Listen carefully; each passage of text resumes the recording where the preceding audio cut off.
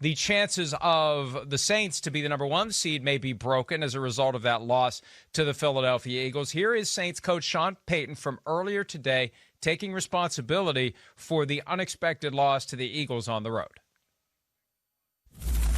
Sean, when you talk about preparation, and I know yesterday you sort of mentioned that the team may not have been prepared. Is that mostly just game planning and scheming, or is some of that mental? No, listen. Don't listen to what I'm saying.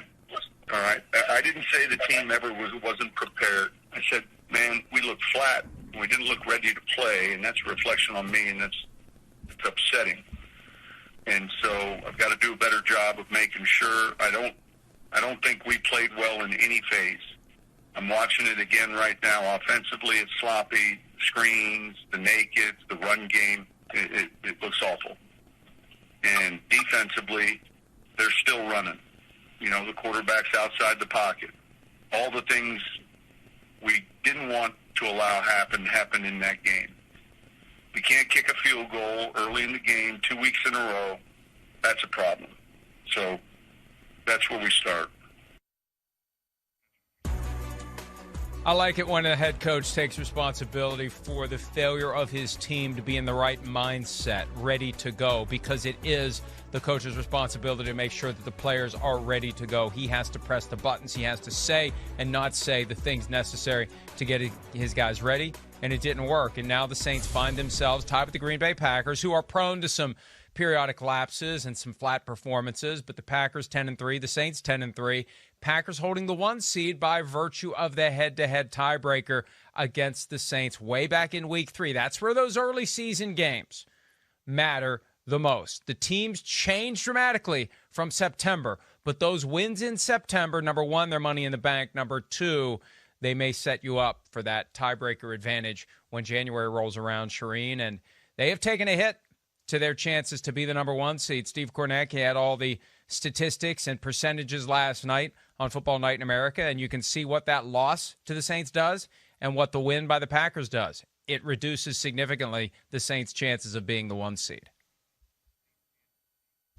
Yeah, the first time in the last 2 seasons, Mike, that they've lost with their backup quarterback. 5-0 last season with Teddy Bridgewater, 3-1 this season with Taysom Hill. But here's the funny thing, Mike. So I was doing a Google search. I wanted to see what the locals are saying about Sean Payton taking responsibility for the loss. So I put in the keywords in a Google search. You know what I found? And I completely forgot about this. Completely slipped my mind. Almost the exact same story last year, and I'd forgotten this. They lost to the 1-8 Falcons 26-9, and Sean Payton said after the game, I take full responsibility for this loss. I didn't have my team prepared for the game. We came out flat. Same exact words that he said after that game in 2019. So I tell you what, I'm going to look at the schedule in 2021, and when they have what I think is a really bad team that they're going to play in 2021, I'm going to pick them to lose that game. So that's 2 years in a row now they've done something similar. And you can have the quotes ready. You can put the quotes out before he even says them. That's right. It's amazing that he's got a card. This is the card that he goes to in the event of a late season loss to a team they should beat. You just read off the card. This is what I do, and then everything will be fine. But they are prone to playing poorly early in the season and then having kind of a random stinker late in the season when it looks like they're otherwise in good shape. Then people start to doubt them. Then they find the gas pedal again, and then they get to the playoffs and they have their hearts ripped out and shown to them at some point before they actually get back to the Super Bowl. That's the way it's gone for the Saints since 2017. But the bottom line is they are going to have their work cut out for them to force the road to the Super Bowl through the Superdome and to get a week off come what will be the wild card round, because only one team per conference gets it now, and the Packers have the inside track. And for the Packers, I think the big test is the Titans in Week 16. And they'll know if the Saints hold serve the next 2 weeks, because the Saints play the Vikings on Christmas Day. If the Saints win that game, that's a ton of pressure, Charean, on the Packers to take care of the Titans, who are going to be playing for their own playoff positioning when that Sunday night rolls around coming up in just a couple of weeks.